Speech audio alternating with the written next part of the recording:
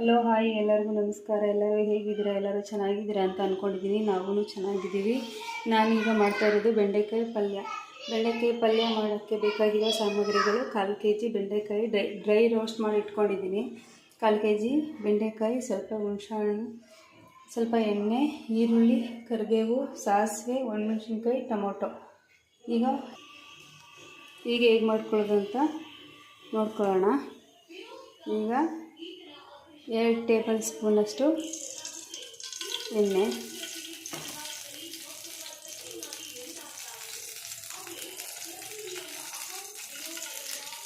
2 table spoon ಎಣ್ಣೆ,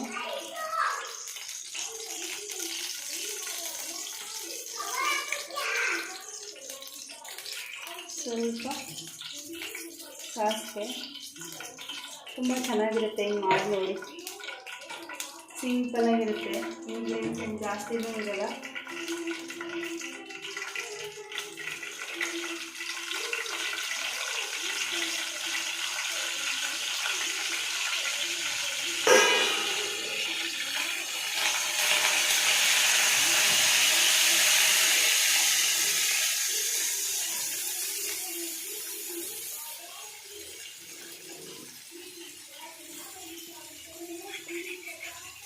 ಈಗ ಈರುಳ್ಳಿ ಹಾಕ್ಕೊಂಡಿದ್ದೀನಿ, ಸ್ವಲ್ಪ ಫ್ರೈ ಮಾಡೋಣ. ಈರುಳ್ಳಿ ಸ್ವಲ್ಪ ಕೆಂಪಗಾಗಲಿ. ನನ್ನ ಮಗ ಚಿಕ್ಕವನು ಎದ್ಬಿಟ್ಟು ಅಮ್ಮ ಅಮ್ಮ ಅಂತ ಕೂಗ್ಕೋತಾ ಇದ್ದಾನೆ.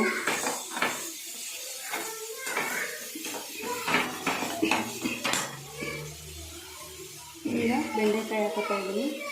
ಸ್ವಲ್ಪ ಡ್ರೈ ರೋಸ್ಟ್ ಮಾಡಿ ಹಾಕ್ಕೊಂಡ್ರೆ ಅದ್ರದ್ದು ಲೋಳೆ ಅಂತ ಇರಲ್ಲ.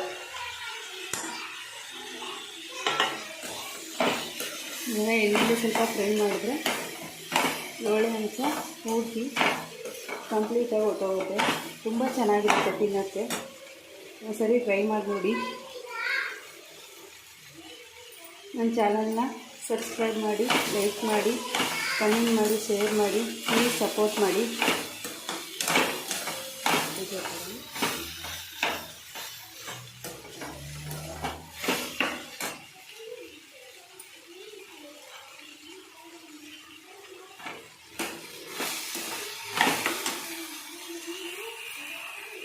ಈಗ ಟೊಮೊಟೊ ಹಾಕ್ತಾಯಿದ್ದೀನಿ.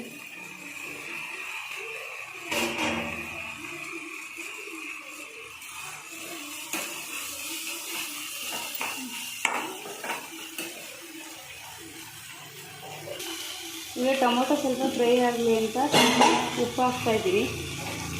ಸಾರಿ, ಆವಾಗಲೇ ನಿಮಗೆ ನಾನು ಖಾರದ ಪುಡಿ ತೋರಿಸಲಿಲ್ಲ. ಸಾಂಬಾರು ಪುಡಿ ಮನೆಯಲ್ಲೇ ಮಾಡಿರೋದು.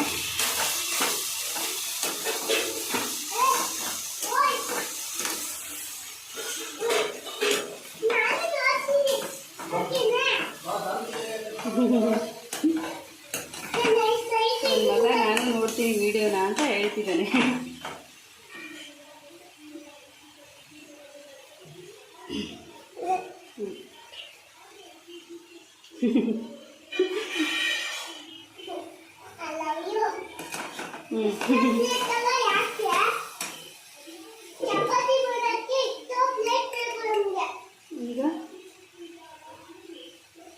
ಈಗ 1 ಟೀ ಸ್ಪೂನಷ್ಟು 2 ಹಾಕ್ಕೊಳ್ತೀನಿ ನಾನು. ನಮ್ಮಲ್ಲಿ ಸ್ಪೈಸಿ ಜಾಸ್ತಿ ಇಷ್ಟಪಡೋದ್ರಿಂದ 2 ಸ್ಪೂನ್ ಹಾಕ್ಕೊಂಡಿದ್ದೀನಿ.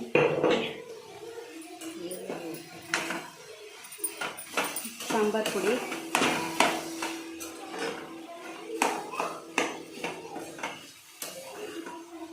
ಈಗ ಸ್ವಲ್ಪ ಹುಣಸೆಹಣ್ಣಿನ ರಸ. ಇದನ್ನು ಹಾಕೋದ್ರಿಂದ ಟೇಸ್ಟು ತುಂಬ ಚೆನ್ನಾಗಿರುತ್ತೆ.